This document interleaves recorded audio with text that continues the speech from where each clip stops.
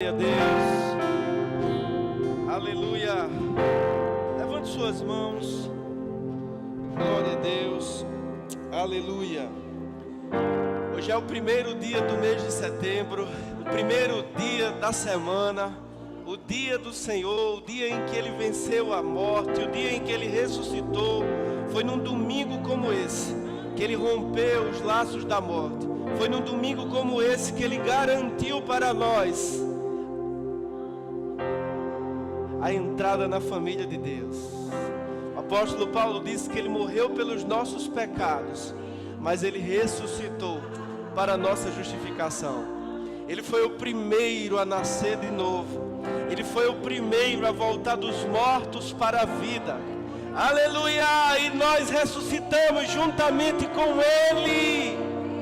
E com Ele estamos assentados à direita de Deus, nas regiões celestiais, muito acima de todo principado, potestade, domínio e autoridade. Ele rompeu os laços da morte, para que também fosse possível a nós nos levantarmos dos mortos e voltarmos à vida para Deus. Então levante suas mãos. Há sempre um recomeço em Deus. Não importa como você tenha chegado aqui. Talvez você tenha chegado aqui hoje um farrapo, quebrado, se sentindo indigno e achando que não tem mais jeito, que a sua vida é essa mesmo. Mas Deus manda te dizer: sempre há, sempre há um recomeço em Cristo Jesus. E Ele te diz essa noite: levanta-te dentre os mortos e Cristo resplandecerá sobre ti. Levanta-te dentre os mortos, se levante por dentro, receba o perdão, a graça. Afinal de contas, suas misericórdias são as causas de não sermos consumidos, e as suas misericórdias não têm fim. Essa é uma noite de ser banhado mesmo com a graça, com a misericórdia de Deus, ser lavado pela sua palavra, ser lavado pelo lavar regenerador do seu Espírito. Se banhe essa noite na graça de Deus. Não merecíamos, não éramos dignos, mas Ele olhou para nós. Ele nos elegeu, Ele nos escolheu. Antes da fundação do mundo, Ele te viu em Cristo Jesus. E você pode simplesmente pela fé receber essa graça. Senhor, eu sei que eu não sou merecedor. Senhor, eu sei que pelos meus próprios méritos eu não seria capaz, eu não seria digno, eu não merecia. Mas por algum mistério que eu não compreendo, você olhou para mim e me amou de tal maneira. Você se fez carne, viveu entre os homens, morreu a morte de cruz. Tudo isso para me comprar com o teu sangue. Quão grande é esse amor! Nada que eu possa fazer, nenhuma das obras que eu possa praticar, nada pode se comparar ao que fizestes por mim. Então nada mais me leva a crer, Senhor, senão que você me ama incondicionalmente. E esse amor me constrange, esse amor nos constrange a nos entregarmos totalmente a Ti. Esse amor nos constrange a ofertarmos a nossa vida a Ti. Aleluia, não pela metade, não em apenas alguns aspectos, mas queremos consagrar totalmente a nossa vida a você. Que tudo em nós seja para a Tua glória, que tudo que façamos seja para a Tua glória, que a nossa vida por completa seja despejada no Teu altar como uma oferta, Senhor. Que não haja espaço em nossos corações para nenhum outro Senhor, senão o Teu Filho Jesus Cristo, o Senhor da glória, o Rei dos reis, o exaltado, o majestoso, o mais belo entre milhares, o Santo de Israel, o lírio dos vales, a rosa de Saron, o Santo de Israel. Oh, nós o adoramos essa noite. Não há outro como Ti, não há outro a quem amamos mais. Você é o mais belo entre milhares, o Senhor das nossas almas, o amado das nossas almas. Oh, nos rendemos a você, te entronizamos em nosso coração, exaltamos a Ti, Jesus, como Senhor das nossas vidas. E recebe a nossa adoração essa noite, recebe a nossa devoção. É a você que prestamos culto, é diante de você que colocamos o nosso rosto em terra, em sinal de humilhação, de quebrantamento, de entrega, porque não há outro que nos amou tanto como você. Não há outro em quem podemos confiar senão em você, Senhor. Tu nunca nos deixarás, jamais nos abandonarás. Nada que façamos mudará o teu amor por nós. Nós te amamos. Diga assim: eu te amo, Jesus. Amém, amém, amém. Glória a Deus. Você pode sentar. Você tem consciência de que não merecia?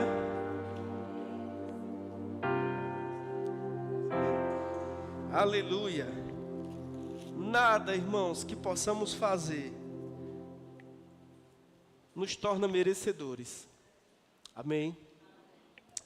Mas é a graça mesmo, é o favor imerecido, é a misericórdia de Deus. É porque por algum motivo Ele nos amou que nós não sabemos explicar. Não tinha nada em nós que o atraísse, que o agradasse, mas Ele olhou para nós e nos amou de tal maneira, além da nossa compreensão. Um dia nós saberemos plenamente, amém? Abra a sua Bíblia em Marcos. Eu tenho um tema no meu coração. Até agora à tarde eu não sabia o que eu iria ministrar, e eu estava deitado e pensando sobre o que eu poderia pregar. De repente o Espírito Santo, Ele me deu uma frase, me deu uma passagem. E eu sei que parece uma frase de efeito, mas ela é bíblica. E o tema da ministração essa noite, ou da palavra, tem tudo a ver com o texto. Vamos ler e depois eu digo. Marcos, no capítulo 5, no versículo... A gente vai ler do versículo 21 ao versículo 24.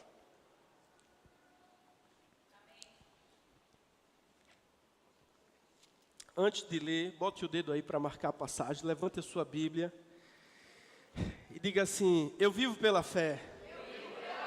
Diga: eu sou justo, em Cristo Jesus, e como justo, eu ando pela fé. Eu vivo pela fé.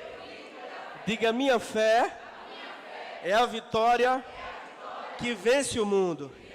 Diga: minha fé me levará a lugares que o meu dinheiro não pode me levar.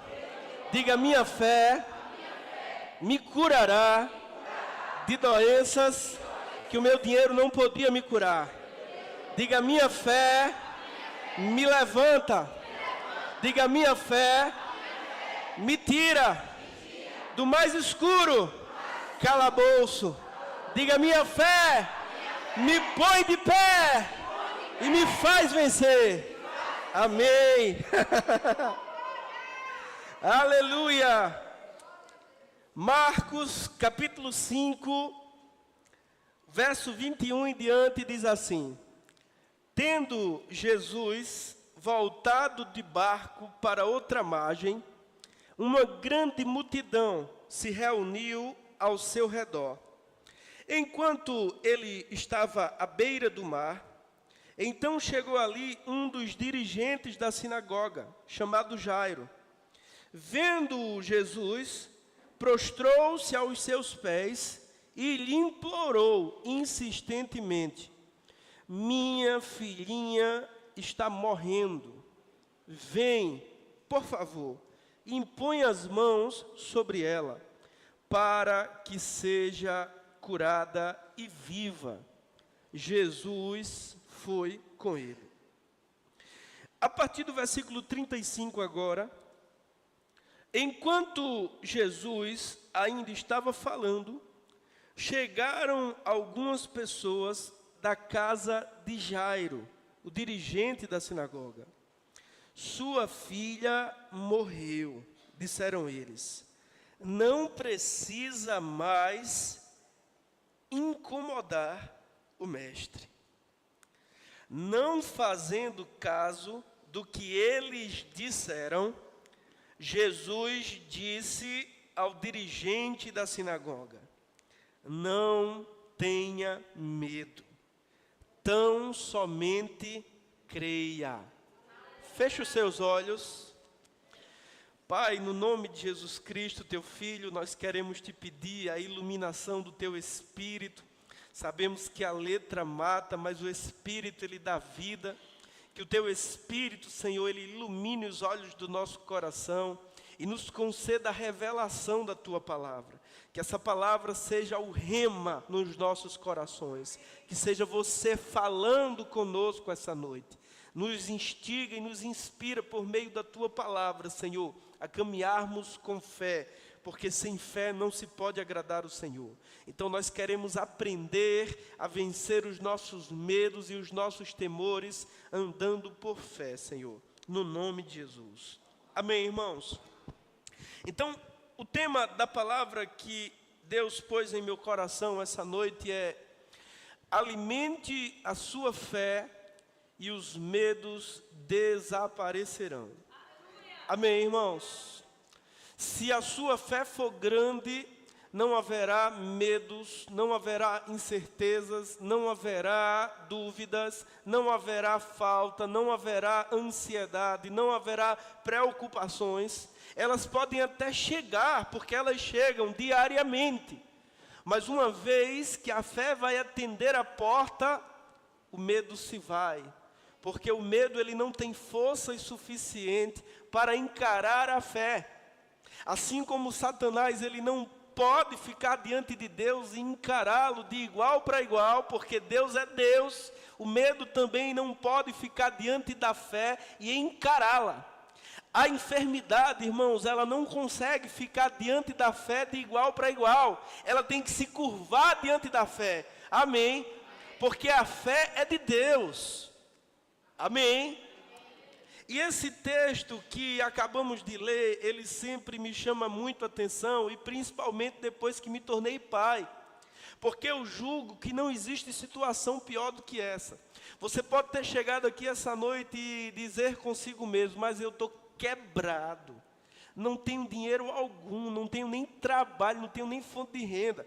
Ou você pode estar aqui essa noite, nós não conhecemos o detalhe da vida de cada um, mas talvez você esteja assistindo, ou esteja essa noite aqui e você diga: o pastor nem sabe, mas eu tenho uma doença incurável. Ou talvez você esteja essa noite aqui e você diga: olha, eu me levantei hoje pela fé mesmo, porque a vontade era não acender nem a luz e ficar no quarto escuro o dia todo. Mas eu julgo não ter situação pior do que a que Jairo enfrentou nesse dia. Apesar de estar com Jesus, apesar de ter a promessa de Jesus, de que Jesus iria com ele. Então Jairo estava na presença de Jesus, ele tinha a promessa de Jesus, Jesus disse: eu irei com você. Ele tinha presença, tinha promessa, e isso não o impediu de viver o pior momento da sua vida. O texto que lemos diz que Jesus, voltando de barco para outra margem do mar, uma grande multidão se reuniu.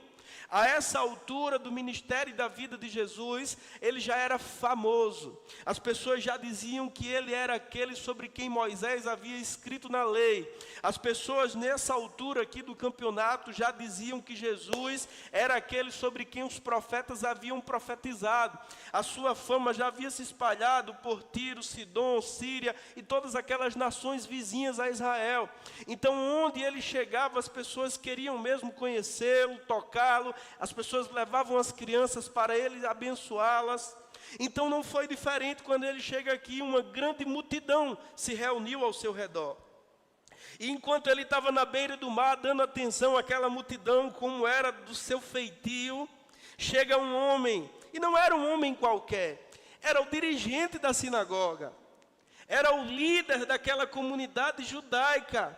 Era o homem que aconselhava as pessoas, era o homem que lia as escrituras, era uma referência naquele povoado. Mas o que esse homem faz? Ele chega até Jesus e se prostra. E essa palavra no original significa deitar com o rosto em terra. Aqui já traz um princípio para nós, irmãos. A Bíblia fala sobre se humilhar debaixo da poderosa mão de Deus. Sabe, eu gosto dessa posição de você se ajoelhar, colocar o seu rosto em terra e dizer a Deus: eu não sou nada sem você. Eu me humilho diante de ti. Amém, irmãos? Esse é o melhor lugar que podemos estar. Humilhados debaixo da poderosa mão de Deus. E o momento em que você se humilha diante de Deus, com o coração quebrado, quebrantado, rasgado, o salmista Davi disse que Deus não desprezará um coração quebrantado e contrito. Então Jairo, ele chega até Jesus, ele se prostra aos seus pés e lhe implora insistentemente. Isso significa que ele pediu repetidas vezes: minha filhinha está morrendo, vem, por favor, impõe as mãos sobre ela, para que seja curada e viva. Jesus foi com ele. Amém, irmãos? Veja, Deus, ele não trabalha com coincidências, nem se atrasa, nem perde o momento. Jesus poderia ter ido para qualquer outra região da nação de Israel, mas exatamente naquele dia em que a filhinha de Jairo estava morrendo, Jesus atravessa o mar e do outro lado, Jairo o encontra. E Jairo se prostra aos seus pés e clama pela sua filha, e Jesus diz: eu vou com você, eu vou lá impor as mãos sobre ela. No meio do caminho, a Bíblia conta que uma mulher, e você conhece essa história de Cós Salteado, uma mulher que por 12 anos tinha uma hemorragia, atravessa aquela multidão, se espreme entre a multidão, toca nas pontas das vestes de Jesus. Jesus para e diz: quem me tocou? Pedro, imperativamente ele diz: a multidão te comprime, como perguntas quem te tocou? A mulher fica com medo, conta toda a verdade, conta que há 12 anos ela tinha um sangramento e já gastaram tudo que tinha com os médicos, em vez de melhorar, piorava.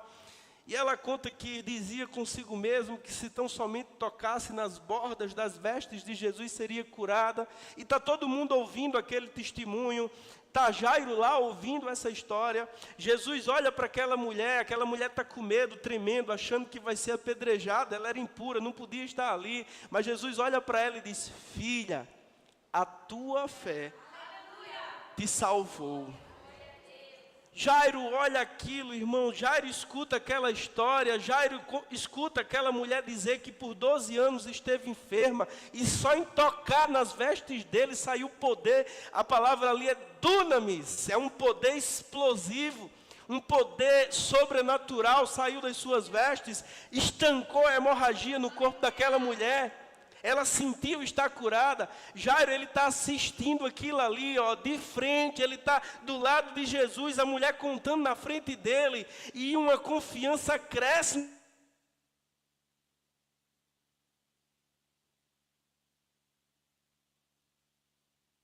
Uma confiança cresce no coração dele. Afinal de contas, ali estava Jesus. E ele havia obtido uma resposta positiva de Jesus. Uma promessa. Quantos aqui têm promessas de Deus? Quantos aqui já estão com Jesus? Jairo já estava com Jesus, ele tinha uma promessa de Jesus, e ele tinha visto e ouvido com os seus próprios olhos e ouvidos alguém que havia sido curado naquele momento. Mas mesmo assim, isso não o impediu de passar pelo momento mais difícil de sua vida. Porque quando Jesus ainda estava falando com aquela mulher, dizendo para ela: tua fé te curou, te salvou, a Bíblia diz aqui, no versículo 36, não fazendo caso,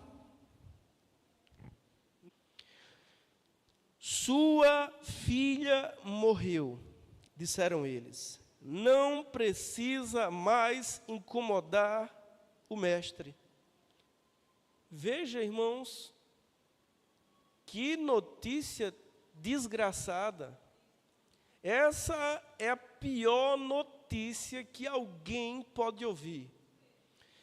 Não há nada pior do que um pai que ama a sua filha ouvir uma notícia como essa. É mais fácil para um pai morrer do que ouvir que o seu filho, que a sua filha amada, que ele tanto ama, morreu. E de repente aquela confiança que havia no coração de Jairo, ele ouviu aquela mulher sendo curada, ele viu a mulher sendo curada, o seu rosto deve ter ficado com um sorriso de fé, de alegria, o seu coração deve ter se enchido de confiança, mas no momento em que chega o dia mau, no momento em que chega a má notícia, a tempestade, o vento contrário, o diagnóstico, no momento em que o diabo manda os seus mensageiros,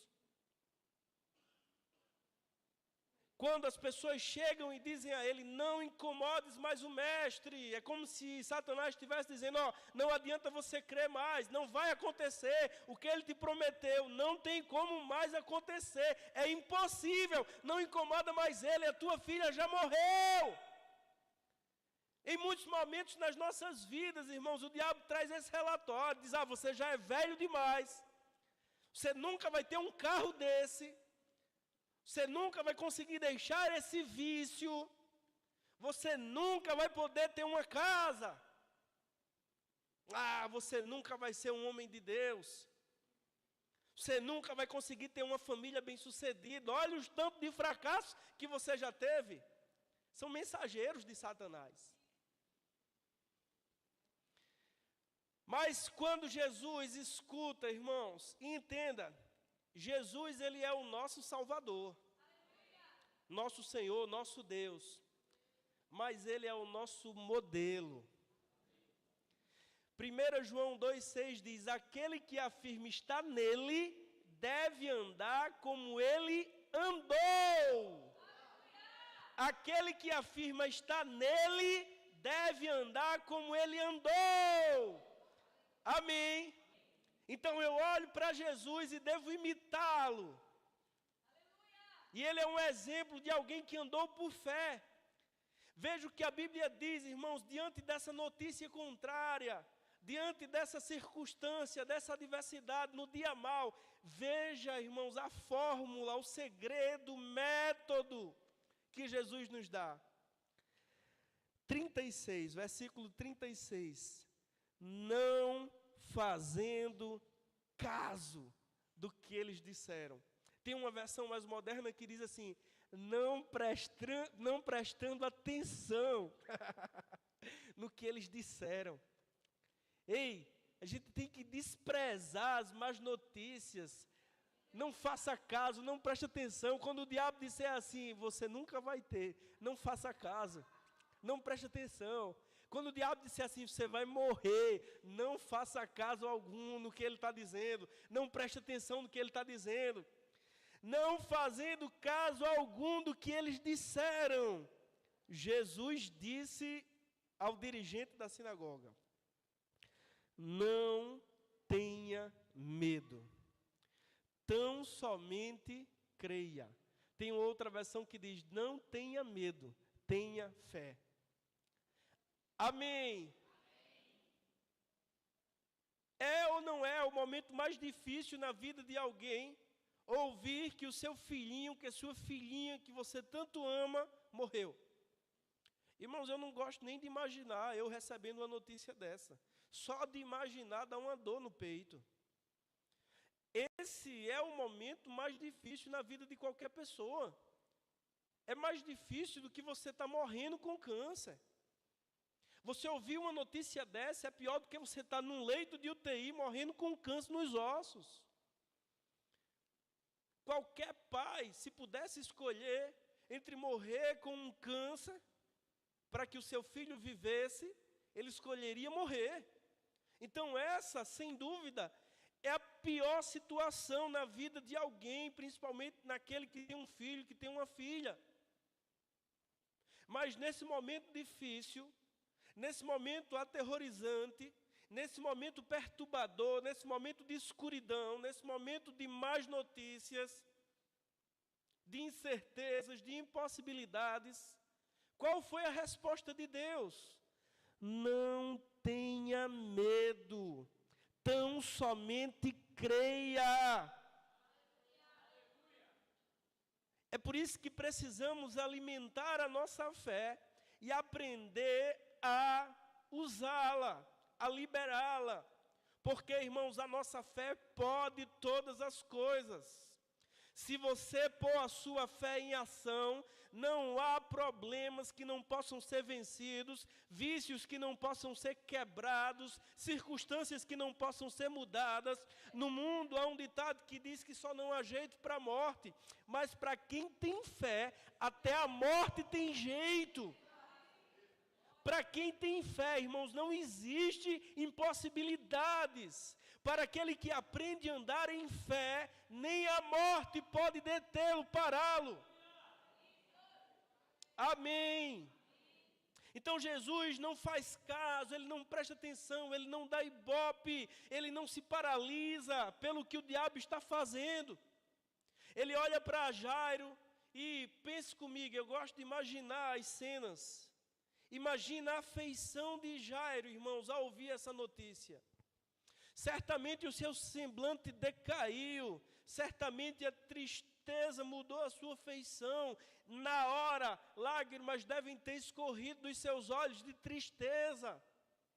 Mas Jesus olha para ele, e eu penso que Jesus olhou nos seus olhos. Não tenha medo. Tão somente creia. Aleluia! Aleluia! Aleluia! Você está com medo de quê? De não prosperar? Não tenha medo. Você está com medo de não ter filho? Não tenha medo. Você está com medo de não casar? Não tenha medo. Você está com medo de não ir para o céu? Não tenha medo. O medo, irmãos, ele é a oposição à fé. Quando o medo está operando, significa que a sua fé está inativa. Quando alguém está com medo, necessariamente essa pessoa não pode estar em fé. E sem fé é impossível agradar a Deus. Amém. Aleluia. Mas você pode dizer assim, pastor, o medo é maior do que eu. Eu não consigo vencer o medo.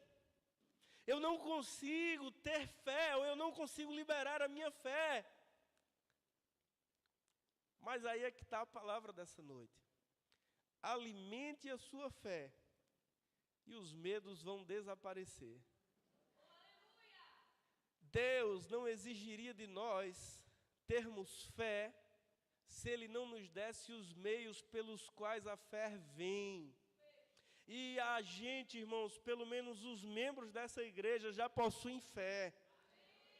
Mas falhamos em liberar a nossa fé. O mais pequeno e o menos entendido da Bíblia que está aqui essa noite tem fé. E por mais pequena que a sua fé seja, ela tem o poder suficiente para remover montanhas de lugar. Ainda que a sua fé seja do tamanho de um grão de mostarda, tão pequena como a cabeça de um alfinete, se você pô-la em ação, se você a liberá-la, se você aprender a usar a sua fé, você pode dizer a esse problema: ergue-te e lança-te no mar. Amém? Então, a fé em Deus nos fará, irmãos, mudar as circunstâncias, transformar o pranto em riso. Continue lendo comigo, versículo 37. E não deixou ninguém segui-lo, senão Pedro, Tiago e João, o irmão de Tiago. Quando chegaram à casa do dirigente da sinagoga, Jesus viu um alvoroço, com gente chorando, se lamentando em alta voz. Pranto, tristeza. Quem não crê no sobrenatural, quem não crê nas coisas milagrosas, quem não anda por fé, vai se entregar mesmo ao pranto, vai se entregar mesmo à tristeza, porque é algo natural. A perda de um ente querido traz tristeza, traz, amém, amargura.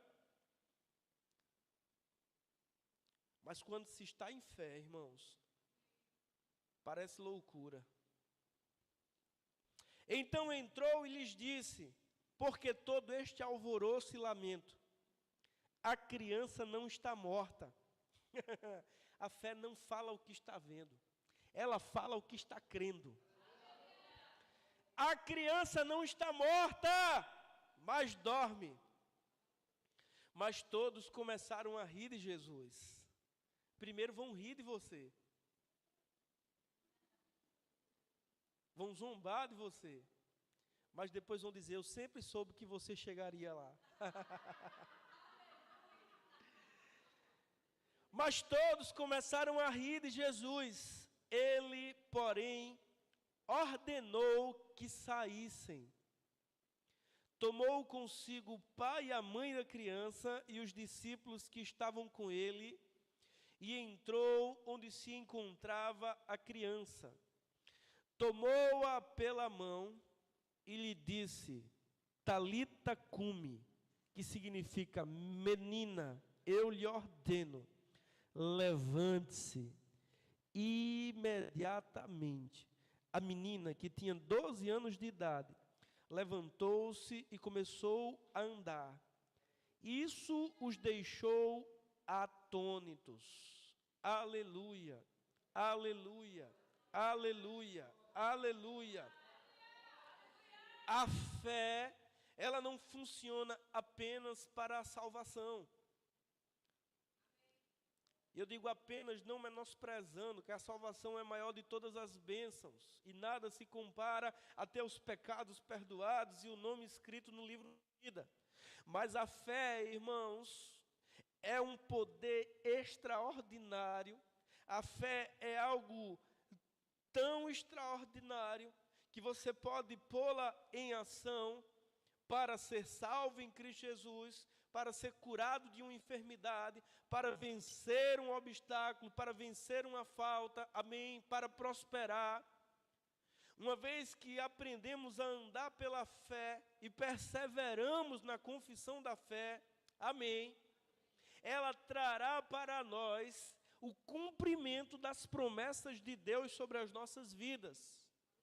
A questão primária é: como está o alimento da minha fé? Com que eu estou alimentando o meu espírito? Alguém já disse que os ouvidos e os olhos são as janelas e a porta da alma. A alma compreende a nossa mente. E aquilo que repousa por muito tempo em nossa mente desce para o nosso coração. Aquilo que você pensa por muito tempo e medita por muito tempo vai cair para o teu espírito. Então, se eu estou, irmãos, a todo momento falando sobre depressão, sobre medo, sobre ansiedade, ouvindo coisas sobre isso, é sobre isso que eu estou meditando. E é isso que vai cair no meu espírito como verdade. E é isso que vai alimentar o meu espírito. Agora, se eu estou meditando, ouvindo, pensando, falando sobre coragem, vitória, força, graça, unção que despedaça jugo, o poder de Deus sobre a minha vida, e medito nisso, isso vai cair no meu coração.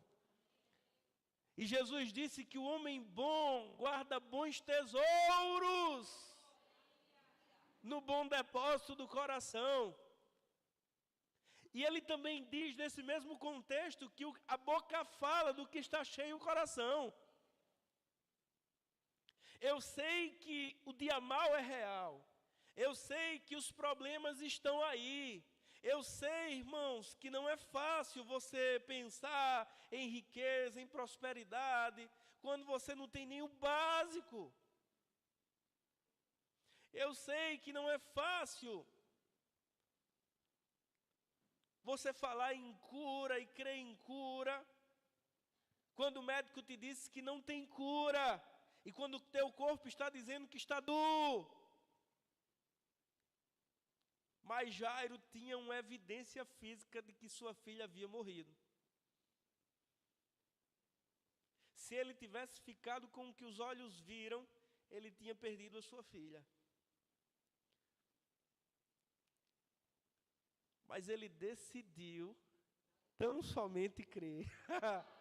Você pode continuar com a vida que você tem, dizendo, eu nunca vou ser capaz de deixar esse cigarro. Eu nunca vou ser capaz de deixar essa pornografia. Eu nunca vou ser capaz de vencer essa depressão. Isso me acompanha desde que eu sou criança. Meus avós tiveram um casamento fracassado, os meus pais se separaram, eu estou indo no mesmo caminho, não tem jeito, isso é uma sina da minha família. Minha avó era diabética, minha mãe é diabética, eu estou me tornando diabética. Você tem o que você diz. Agora, se você tão somente crer,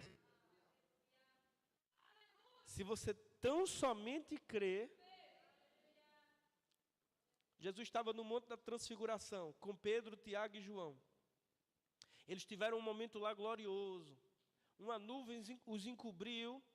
A Bíblia diz que Moisés e Elias apareceu para eles. Pedro diz, Senhor, queres que eu faça aqui 3 tendas, uma para ti, uma para Elias, uma para Moisés? Ele estava perdido no Espírito. E quando eles descem, Deus fala no meio das nuvens, dizendo, este é o meu filho, tal. Quando eles descem, tem um alvoroço entre os 9 discípulos que ficaram.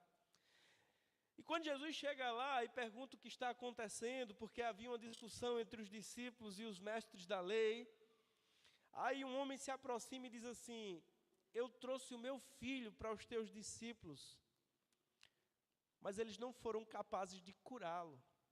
O rapaz tinha epilepsia, e às vezes ele caía sobre a água, sobre o fogo, escapava de morrer. E aquele pai diz a Jesus, eu trouxe para os teus discípulos, mas eles não foram capazes de curá-lo. Se tu podes, cura-o. Aí Jesus responde assim, se eu posso, tudo é possível. Aquele que crê. Tudo é o quê? Tudo. Inclui o seu problema, inclui a enfermidade que chegou até você, inclui a impossibilidade que está na sua vida. Tudo é possível àquele que crê. Tudo é possível àquele que crê. Ou Jesus, irmãos, era o Filho de Deus, ou ele era um mentiroso. Mas sabemos que ele era o Filho de Deus, o Cristo, o ungido, que não mente, que as suas palavras não caem, que não volta atrás. Se você crê, tudo é possível a você. Amém. Tudo é possível àquele que crê. Tudo é possível àquele que crê. Amém, irmãos. E o que é a fé? É a certeza daquilo que esperamos e a prova daquilo que não vemos. Amém. Você já sabe como vem a fé? Ouvindo a palavra de Deus. Ouvindo a palavra de Deus. Eu estou lendo um livro, e esse livro, eu estou lendo 2 livros. Um eu leio no trabalho e outro eu estou lendo no meu devocional. E esse livro, ele conta, o nome do livro é O Século do Espírito Santo. São todos os avivamentos que aconteceram de 1901 até o ano 2000. É uma enciclopédia. E esse livro também conta a história do avivamento da fé, né? Com Kenneth Hagin, E.W. Kenyon, todos aqueles homens dos quais nós somos resultado também. E eu fico maravilhado, tem lá a história de um homem chamado Kenneth Copeland. Ele hoje é um dos ministros poderosos de Deus lá nos Estados Unidos. E a história dele, resumindo, é assim, ele e a esposa Glória se converteram numa pequena igreja batista do sul, nos Estados Unidos. E pouco tempo depois eles foram para uma igreja pentecostal e foram batizados no Espírito Santo. Mas eles passaram 5 anos sem conseguir avançar muito na fé. Ainda com vícios, com problemas, com circunstâncias, com falta. Até que ele começou um homem chamado Oral Roberts. Foi o primeiro teleevangelista primeiro homem que levou a mensagem pentecostal para a televisão. E esse Kenneth Copeland, ele decidiu que iria se mudar com a sua esposa para Tulsa, em Oklahoma, para estudar na Universidade de Oral Roberts. Ele fundou uma universidade. E o Kenneth Copeland queria estudar na universidade para se preparar para o chamado de Deus. E, chegando lá, ele teve favor de Deus e conseguiu se tornar o piloto, o copiloto de Oral Roberts. E um dia lá, trabalhando com ele e admirando aquele homem de Deus, o Kenneth Copeland perguntou a ele, conversando, como ele conseguiu chegar, como ele conseguiu se tornar aquele grande homem, fazer tantas realizações, como ele havia conseguido crescer tanto em Deus. E foi aí que Oral Roberts o apresentou a umas fitas cassetes de Kenneth Hagin ensinando sobre fé. E deu a ele uma caixa de fitas de Kenneth Hagin ensinando sobre fé, sobre a palavra. E o Kenneth Copeland disse que pegou aquela caixa de fita, se trancou na garagem da sua casa e durante um mês ouviu aquelas fitas sem parar. E ele disse que quando saiu daquela garagem, ele era um novo homem. Sabe, irmãos, nós temos esse mesmo conteúdo na forma de livros. Amém?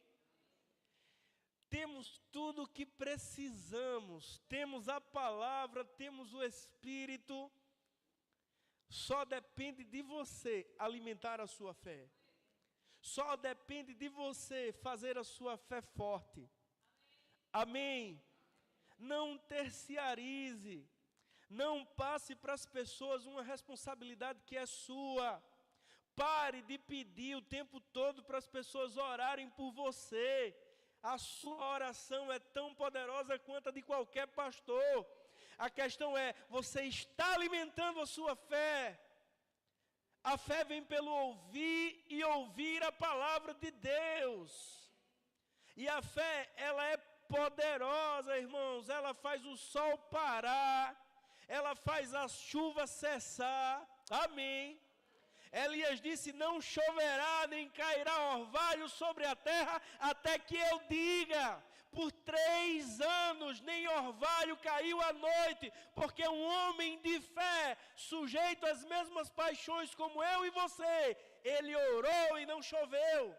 E a Bíblia continua dizendo, a oração de um justo é poderosa em seus efeitos. E esse texto está falando sobre a oração da fé. Amém. Então tudo é possível àquele que crê. Tudo. Sabe, nós muitas vezes somos limitados pelo nosso modo de pensar. A falta é um limitador, irmãos, que impede o avanço até da obra do Senhor, se os seus filhos se submeterem a esse sofisma. E eu dei recentemente agora a matéria História da Igreja no Rema. E é interessante, porque quando a gente segue o cronograma da história da igreja cristã, a gente atravessa os 1000 anos de Idade Média, chamada a Idade das Trevas, em que a igreja mergulhou numa escuridão de heresias e de falsas doutrinas. Até que a partir do século XIII começam a surgir os primeiros contestadores, as primeiras pessoas que se levantaram contra a igreja romana e queriam voltar para as escrituras, mas foram sufocados. Mas a partir do ano de 1517 começa a reforma protestante e toma a Europa. A Alemanha se torna protestante, na Suíça, Calvino e Zwinglio ganham a Suíça, a Inglaterra passa por uma reforma, a França também. Então a igreja romana ela organiza algo chamado a Contra-Reforma. Fizeram um concílio chamado Concílio de Trento, E lá eles traçaram algumas coisas para se opor à onda protestante que varria a Europa. E eles haviam perdido vários reinos europeus, mas nesse mesmo tempo da história estavam se colonizando as Américas, o Novo Mundo. Então o que eles fizeram? Eles criaram a Companhia de Jesus, os jesuítas. E qual foi a estratégia muito bem sucedida deles? Eles haviam perdido o território da Europa, então eles iriam agora conquistar os novos territórios. E os jesuítas, eles vinham nas caravanas com os colonos, e eles catequizavam os escravos, os índios, e as novas colônias que surgiam, já surgiam catequizadas. Os países aqui da América do Sul e da América Latina, que foram colonizados principalmente por Espanha e Portugal, são países até hoje majoritariamente católicos, romanos. Então a estratégia foi bem sucedida deles. Porém, a Inglaterra havia passado também por uma reforma protestante. A igreja anglicana. E lá no meio deles, tinha uns homens chamados puritanos, uns crentes mais radicais, que queriam que fosse mais rígida a reforma. Então eles foram perseguidos lá na Inglaterra, os puritanos. E para fugir das perseguições, eles vieram para as colônias inglesas. E fundaram países como o Canadá e como os Estados Unidos. Eles foram fundados pelos puritanos. E até hoje temos um reflexo de uma mentalidade próspera e de uma mentalidade de pobreza, irmãos. A igreja romana ensinava que a pobreza era uma coisa boa, porque ele ensinava a ser humilde e ter uma vida de piedade. Você deveria se conformar com a sua vida miserável. Afinal de contas, foi Deus quem te deu essa vida e você vai ser humilde. E os países que foram colonizados com essa mentalidade são países que arrastam-se na pobreza até hoje. Mas os puritanos, eles acreditavam que a bênção material, como resultado do trabalho das mãos, era uma dádiva divina. Eles louvavam o trabalho e a recompensa do trabalho. E o homem bem-sucedido no seu ofício, no trabalho de suas mãos, era sinal das bênçãos futuras que ele receberia nos céus. Os puritanos, eles tratavam a preguiça como um trabalho capital. O preguiçoso, ele era açoitado. Alguém amanhecia doente e tinha que trabalhar. Eles não toleravam o adultério, a mentira. E aqueles países se tornaram potências até hoje. Até hoje. E a mentalidade deles é diferente da nossa. Um americano, ele quebra no negócio, aquilo para ele é uma lição, é um aprendizado. Nós, um brasileiro, quando quebra, é um fracasso, é uma ruína, não se levanta nunca mais. Tudo é uma mentalidade, irmãos. É por isso que a Bíblia chama a gente a renovar a nossa mente. Amém. Então nós precisamos nos livrar dessas amarras, desses sofismas. E a andar por fé. Quem disse a você que você não pode prosperar? Quem disse a você que você não pode ter uma boa casa? Quem disse a você que você não pode ter uma família bem-sucedida? Quem disse a você que você não pode ter uma vida saudável? Quem disse a você que você não pode abrir um negócio? Quem foi que disse essa mentira a você? Deus está dizendo que tudo é possível àquele que crê. Tudo é possível, tudo é tudo. Não existe impossibilidades para aquele que anda em fé. Não existe ponto final, irmãos. Porque em Cristo Jesus sempre existe um recomeço. Abra comigo aí em Marcos, no capítulo 11. Vai chegar um momento que a gente vai ter dificuldade de achar lugar para estacionar o carro aqui nessa rua. Amém. E você pode dizer assim, pastor, eu não tenho dinheiro para comprar um carro, mas você não tem fé? Porque quando eu cheguei na igreja, eu não tinha dinheiro para comprar nenhuma bicicleta. Inclusive, eu tive que exercer fé para ter uma bicicleta nessa época. E a bicicleta chegou. depois chegou a habilitação, depois chegou a moto, depois chegou um carro, depois chegou... Amém.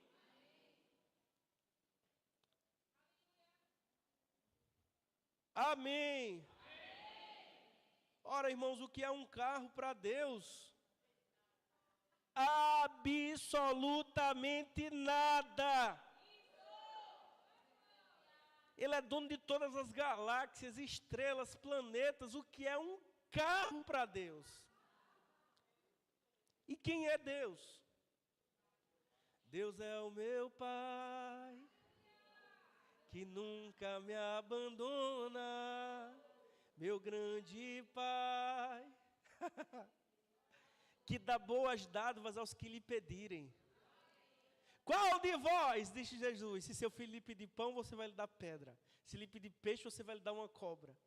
Quanto mais o vosso Pai Celeste dará boas dádivas aos que lhe pedirem. Aí Tiago diz, peça, porém, com fé, não duvidando. Custa alguma coisa pedir? Então peça.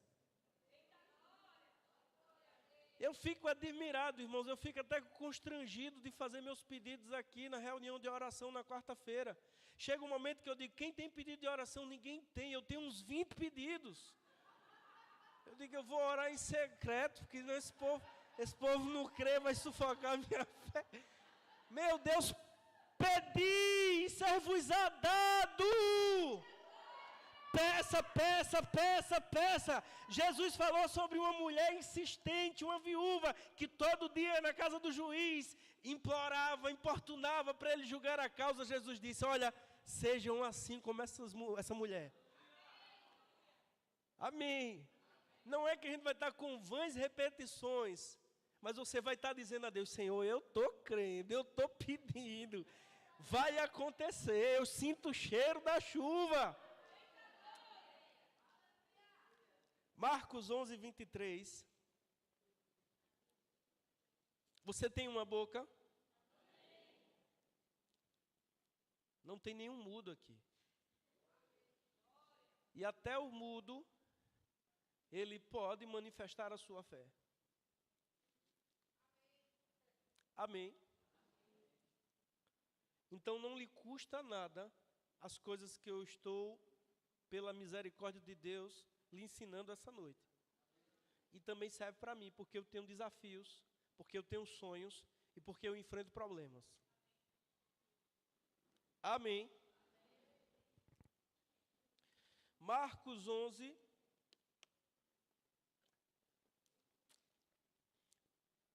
(22) em diante. Jesus respondeu. O contexto aqui, tem pessoas novas e não conhecem, por isso eu vou repetir. O contexto aqui é que Jesus está passando numa cidade chamada Betânia e ele está com fome. E ele vê uma figueira cheia de folhas. E geralmente quando a figueira tinha folhas, se achava nela algum fruto. Ele vai até a figueira e não acha fruto algum. Então aquela figueira deveria ter fruto, mas não tem. Ele olha para aquela figueira e diz que ninguém jamais coma fruto de ti. A figueira continua do mesmo jeito, as folhas estão balançando ao vento, está tudo normal. Mas na manhã seguinte, quando passam por lá, Pedro observa que a figueira secou desde as raízes.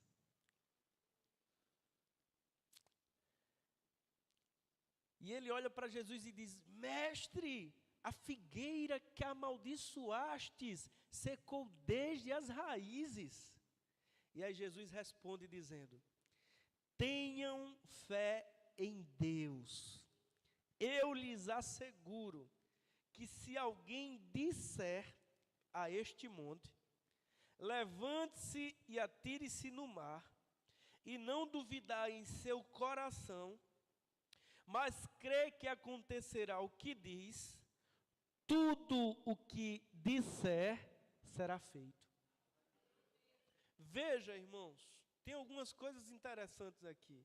A primeira que eu gostaria de destacar é que quando Jesus falou à figueira, veja, ele falou a uma árvore. Você pode falar a um carro, você pode falar a um terreno, você pode falar às nuvens. Ele falou certa vez às nuvens, ele disse: aquieta-te. Não é que eu vou falar com, mas eu vou falar a. Ele falou à figueira, mas quando ele falou à figueira, aos olhos naturais, nada aconteceu. Nada acontece muitas vezes quando a gente se levanta e faz uma declaração de fé, se levanta e confessa uma promessa de Deus sobre as nossas vidas. Mas percebe que Pedro diz que secou desde as raízes. A raiz não dá para se ver, né? A raiz aqui simboliza o mundo espiritual. Você não consegue ver, mas uma vez que você faz uma confissão, crendo de todo o coração, algo começa a operar no mundo espiritual, irmãos. Na manhã seguinte, quando a árvore está seca, Pedro faz aquele escândalo, ele era dramático. Jesus traz a maior lição sobre como se liberar a fé. Ele diz: em verdade vos digo, tenham fé em Deus. Porque qualquer que disser, você se encaixa em qualquer. Se tivesse escrito assim, porque o presbítero que disser, porque o profeta que disser, mas está dizendo qualquer que disser a este. Este é um pronome demonstrativo usado para perto. Tinha um monte lá. E ele usou aquilo como uma figura mesmo, de circunstância, de desafios. Ele diz: qualquer que disser a este monte, ergue-te e lança-te no mar, e não duvidar em seu coração. Aqui tem outra chave. Não é duvidar na mente, porque a mente, o diabo lança sugestões, lança dúvida. É você não duvidar no seu íntimo, no seu espírito. E ainda que o pensamento de dúvida chegue na sua mente, você diz: essa dúvida não é minha, Satanás. Eu continuo crendo na promessa. Qualquer que disser a este monte, ergue-te e lança-te no mar, e não duvidar em seu coração, mas crer que acontecerá o que diz. Temos que chegar ao ponto, irmãos, da nossa fé estar tão extraordinária que a gente tem que acreditar que vai acontecer aquilo que estamos dizendo. Mas crer que acontecerá o que diz. Sabe, eu já experimentei algumas vezes isso, orando por cura. Às vezes a fé, ela está em tamanha manifestação que você diz a uma pessoa que não consegue levantar o braço: levante o braço. E você está tão convicto. Por quê? Porque a fé lhe tomou, o espírito da fé. Qualquer que disser a este monte, ergue-te e lança-te no mar, e não duvidar em seu coração, mas crê que acontecerá o que diz, tudo o que disser será feito. Ele ensinou como liberar a fé. Um rapazinho de 16 anos havia nascido com uma doença incurável no sangue. Os seus glóbulos brancos devoravam os glóbulos vermelhos mais rápido do que a sua medula óssea podia produzir. Ele tinha uma deformidade no coração, e essas enfermidades congênitas o levaram a ficar acamado. Os médicos o mandaram para casa para que ele pudesse morrer junto dos seus familiares. Ele tinha 1,90 m e tanto, mas pesava 39 quilos. Era uma caveira viva. E ele lá, acamado por 16 longos meses na cama, ele olhou numa prateleira e tinha uma Bíblia velha da sua avó, e uma voz dentro dele disse: o que você precisa se encontra naquela Bíblia. Ele pediu que alguém lhe trouxesse aquela Bíblia, e ele achou, e ele pensava que morreria a qualquer instante. Então ele disse: eu vou começar a ler o Novo Testamento. Ele leu o Evangelho de Mateus, e quando ele chega no Evangelho de Marcos, e ele lê Marcos 11, 23 e 24, o versículo 24 diz: e tudo o que pedirdes em oração, creia que você já recebeu e você o terá. Mesmo sem entender esses versículos, aquela mesma voz que o mandou ler a Bíblia falou dentro dele: aqui está a sua cura. Ele não entendeu a princípio esses versículos. Mas ele conta que tiveram noites que ele passou a noite toda repetindo esses versículos. Qualquer que disser a este monte, ergue-te, lança-te no mar, e não duvidar em seu coração, mas crer que acontecerá o que diz, tudo o que disser será feito. E tudo o que pedirdes em oração, creia que já recebestes e o tereis. Ele diz que muitas vezes o seu quarto parecia que a morte havia entrado. Ele sentia que a morte vinha buscá-lo. A sua mãe perguntou: quem você quer que pregue no seu velório? Quais hinos você quer que toquemos no seu enterro? Um presbítero foi visitá-lo e disse assim: oh, meu filho, tenha paciência, logo esse sofrimento acabará, logo você estará nos céus. Ele disse que quando era dia ele desejava que fosse noite, quando era noite ele desejava que fosse dia. Mas o salmista disse: a exposição das tuas palavras são luz. Em meio àquelas densas trevas de morte, uma luz estava brilhando no coração daquele garoto. E o diabo dizia na sua mente, porque a igreja que ele frequentava era uma igreja tradicional e era seccionista, ela dizia que os dons haviam cessado, que a cura havia cessado, que era só para a época dos apóstolos. Então o pastor da igreja que a sua família frequentava não orou por ele, porque acreditava que a cura não era para esses tempos. Aí ele leu a passagem da mulher do fluxo de sangue, e o Espírito Santo disse para ele: a fé não passou. E Jesus disse à mulher que a fé dela havia curado. Como é bom você receber do próprio Deus lendo a sua palavra. E certa manhã, aquele jovenzinho de 17 anos, 16 para 17 anos, ele ficou tão convencido das promessas de Deus. E a Bíblia diz que Abraão, mesmo tendo 100 anos de idade, e o ventre de Sara já tendo sido amortecido, a Bíblia diz que ele estava plenamente convencido. Sabe quando o espírito de fé toma conta da gente? É quando a gente fica plenamente convencido de que aquele que prometeu é fiel para cumprir. E uma manhã, aquele jovem, tão convicto, ele fez a oração da fé. Ele pediu a Deus que o curasse. E ele creu que havia recebido, como diz Marcos 11, 24, tudo que pedirdes em oração, creia que já recebeu e você o terá. E aí o Espírito Santo disse a ele: levante-se dessa cama, porque quem está curado não deve estar deitado a essa hora da manhã. Mas ele estava paralisado.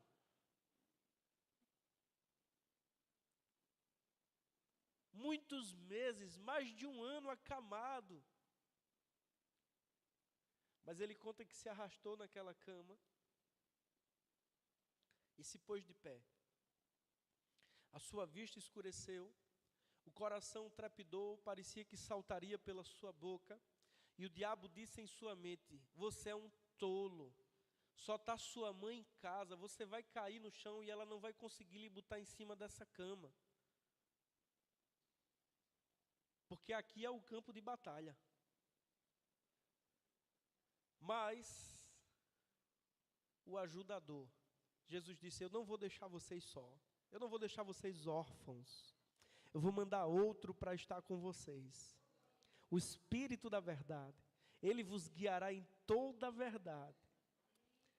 O Espírito Santo disse a ele: agradeça. Ele levantou as duas mãos e começou a louvar a Deus pela sua cura. Mesmo a vista escurecendo, mesmo o corpo tremendo, mesmo o coração tendo arritmias. Enquanto ele agradecia e louvava a Deus, ele disse que sentiu como que um mel quente descendo sobre o seu corpo. Na manhã seguinte, no outro dia, eles moravam com os avós, o pai havia abandonado ele, a mãe e o irmão.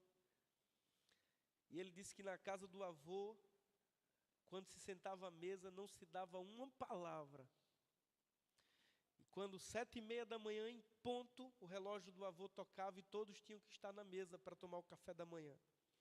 E ele disse que quando ele chegou naquela mesa, o avô olhou para ele, e aquele homem de poucas palavras olhou para ele e disse: Lázaro ressuscitou. E o avô pediu para que ele desse graças pelo café da manhã. E sabe como é o nome desse rapazinho? Kenneth Reagan. Quando ele estava na casa dos 40 e tantos anos, o diabo trouxe os mesmos sintomas que ele sentia quando era criança, adolescente. E quase o matou. Ele chegou a cair desmaiado. E ele disse que naquele quarto, o diabo dizendo que ele havia vivido até ali por teimosia, porque ele era um homem teimoso.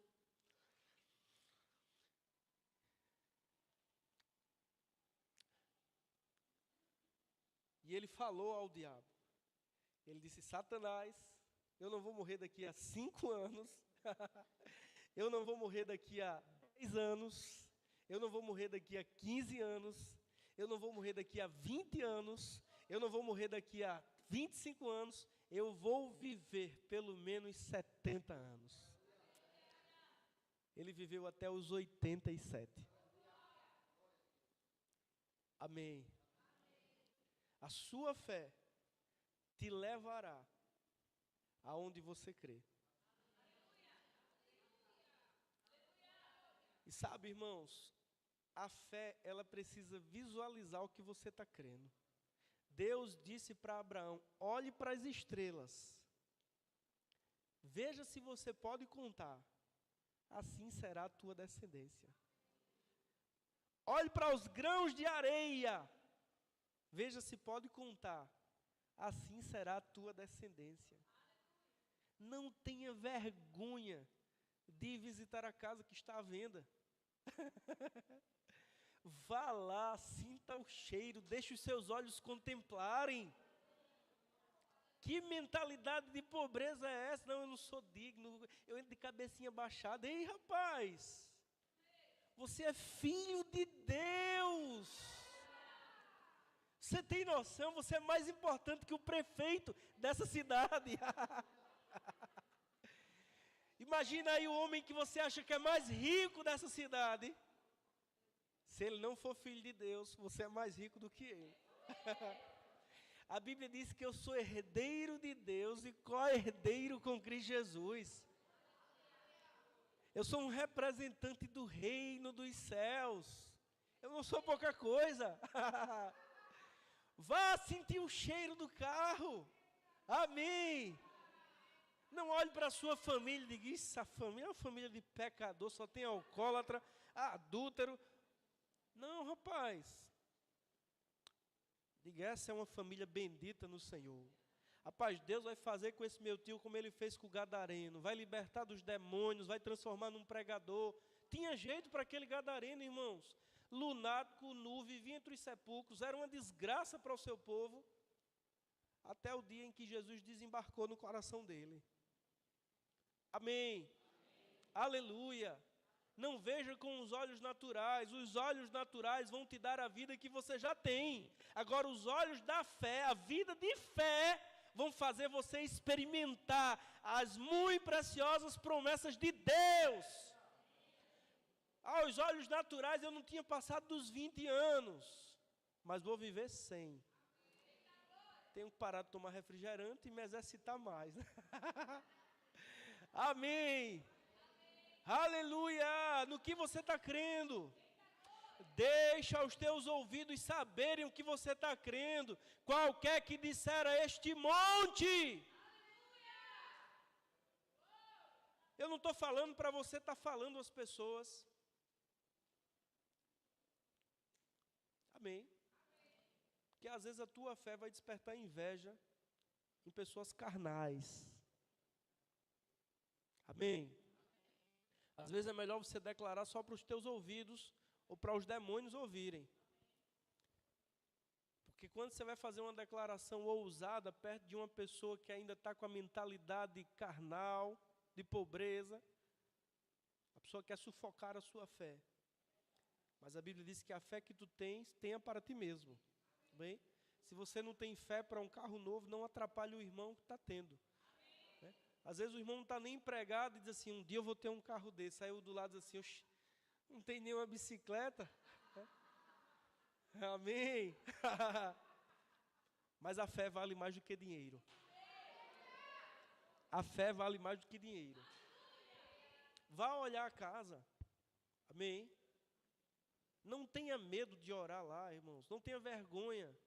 Sabe, eu fico olhando o vizinho do mundo, bota o som lá, alto, dança lá sem camisa. Na sua frente, ainda dá uma risada na sua frente. E por que eu não posso orar em línguas também? Por que eu não posso, lá na concessionária, impor as mãos sobre o carro e dizer, Senhor, eu te agradeço. E eu chamo a existência. Você às vezes não tem R$1 no bolso, mas você tem a fé. E tudo é possível ao que crê. Se você olhar para o seu dinheiro, você vai ter o que o seu dinheiro pode lhe dar. Agora, se você olhar para as promessas de Deus, você vai ter o que o seu dinheiro não pode lhe dar. Ache as promessas que te prometem o que você quer. Tome elas para si, como se o próprio Deus tivesse falado com você. Eu vou lhe dar uma promessa que eu peguei para mim, viu? Neemias voltou para reconstruir os muros de Jerusalém e as portas. Era um trabalho assim, as muralhas. Os inimigos do povo de Deus se levantaram para tentar prejudicá-lo de toda forma, mas Deus fez ele achar favor perante o rei. O rei deu uma carta que liberou para ele pegar madeira na floresta real, mas ainda assim se levantaram os mensageiros de Satanás. Sempre se levantam, sempre.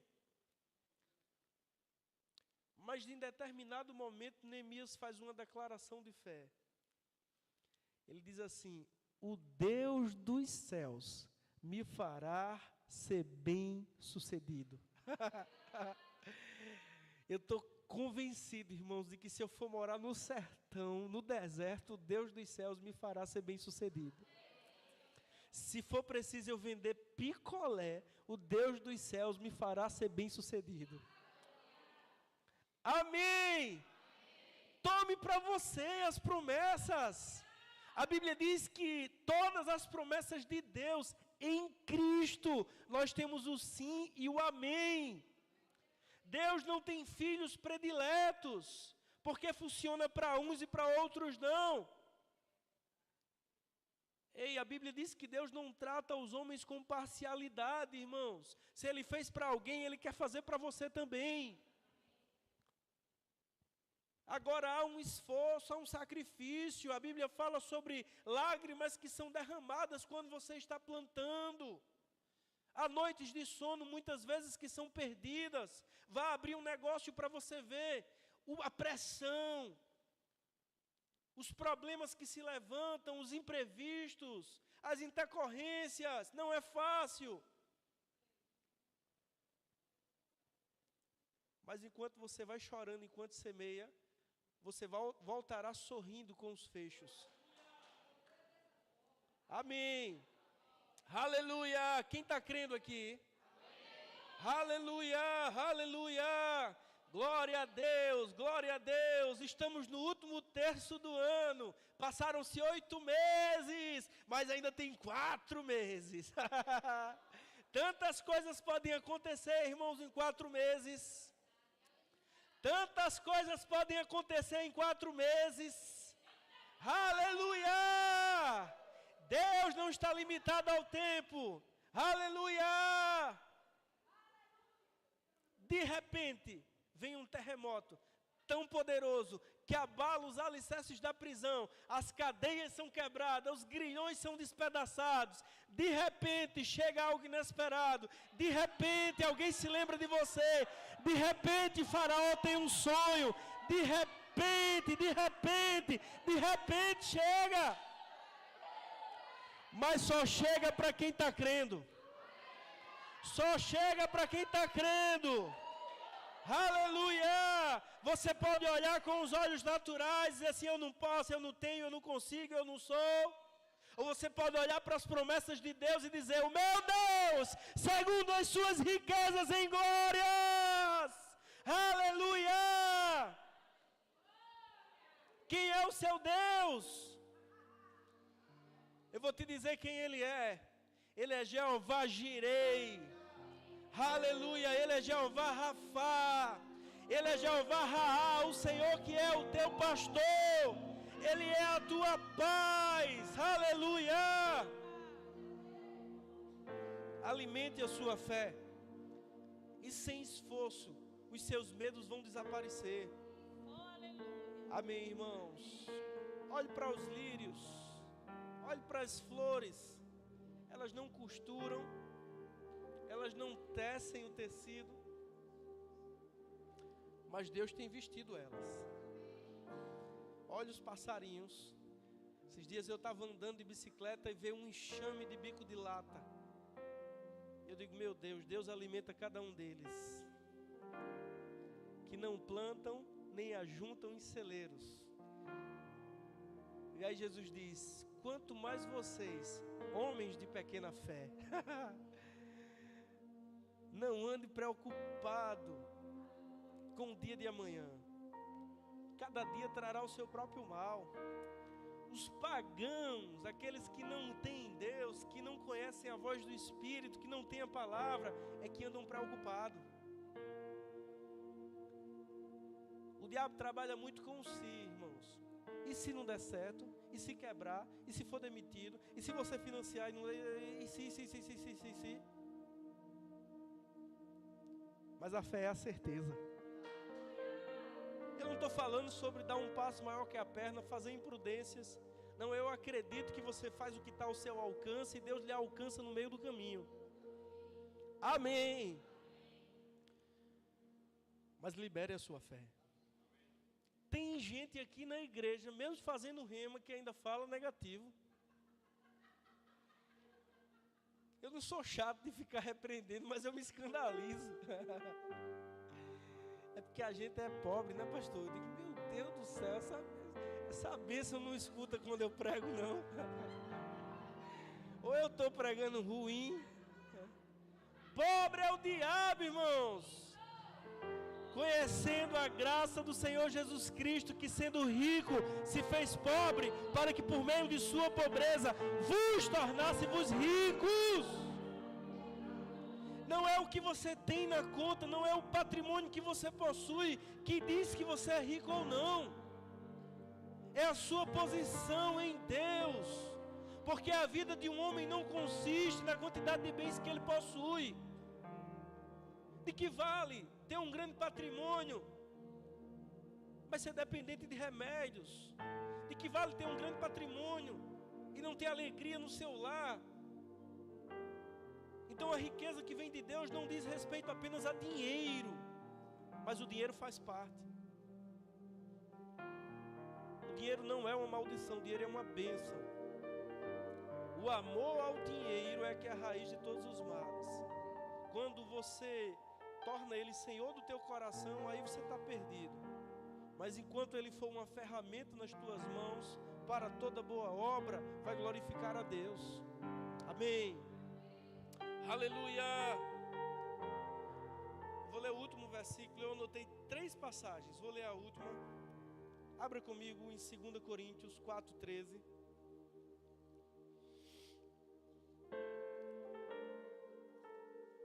Você não é pequeno. Você não é pobre. Amém. Não, mas é porque minha família não tem. Ei, tua família agora é Deus. Você é filho de Deus, irmão de Jesus Cristo.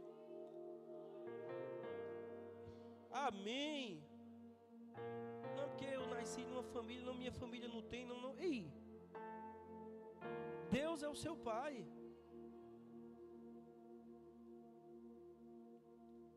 Amém. 2 Coríntios capítulo 4, versículo 13.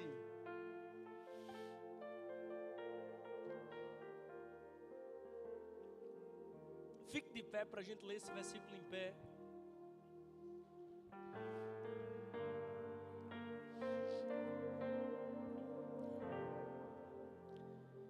Está escrito: criei, por isso falei.